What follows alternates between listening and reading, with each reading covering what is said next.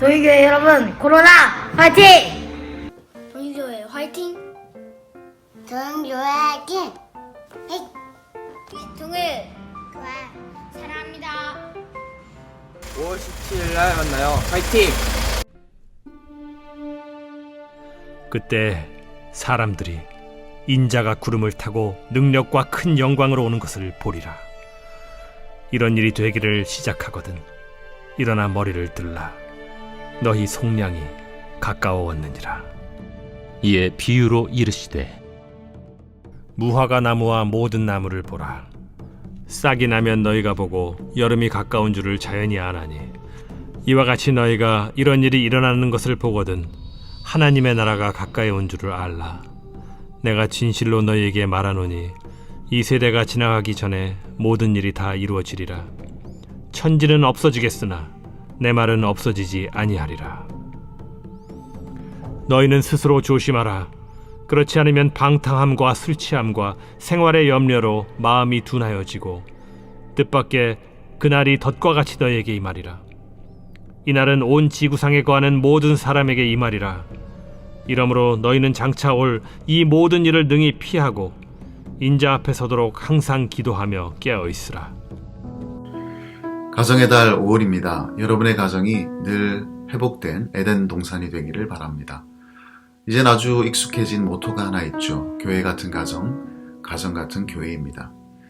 하나님이 주신 세상에서 가장 복된 공동체인 교회와 가정이 늘 하나님의 은혜 안에 있기를 소망합니다.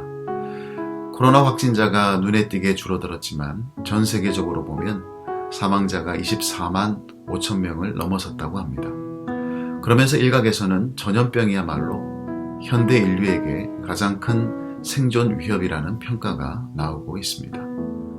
사실 인류의 멸망을 경고하는 많은 이유들이 있습니다. 핵의 위협, 소행성의 충돌, 슈퍼화산의 폭발, 환경오염으로 인한 기후변화, 인공지능과 같은 위험 요소들을 꼽고 있습니다. 그런데 제가 오늘 인터넷 뉴스를 잠시 보았는데 그 중에 가장 위험하고 가능성 있는 것으로 전 세계적인 독감 유행을 꼽았습니다. 코로나로 끝나지 않고 더 심각한 전염병의 가능성을 예고하고 있었죠. 그러면서 흥미로운 이야기를 하나 했습니다. 인간은 망각의 동물이라는 점을 강조한 부분이었죠.